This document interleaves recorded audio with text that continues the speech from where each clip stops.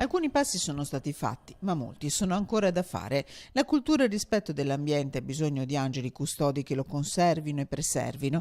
È il ruolo affidato ai carabinieri forestali che nel Triveneto nel 2018 hanno eseguito oltre 30.000 attività di controllo, individuato 460 reati penali e elevato sanzioni per un totale di 891.000 euro. Importante l'azione a tutela del bosco, della protezione di flora e fauna, di prevenzione degli incendi boschivi, devastante quello scoppiato a Taibon a Gordino. Indagini su smaltimento rifiuti e discariche e anche sul bracconaggio, con controlli nell'ambito delle numerose fiere degli uccelli ospitate in regione.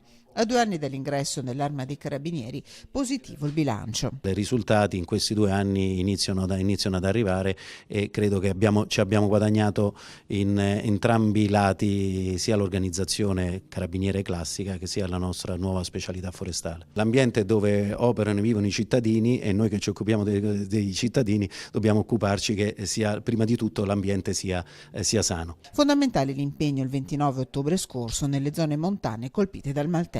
Quest'anno in quella giornata è stato messo a terra l'equivalente di 20 anni di tagli normali, quindi è ovvio che in una stagione recuperare il prodotto che sarebbe stato recuperato in 20 anni è difficile.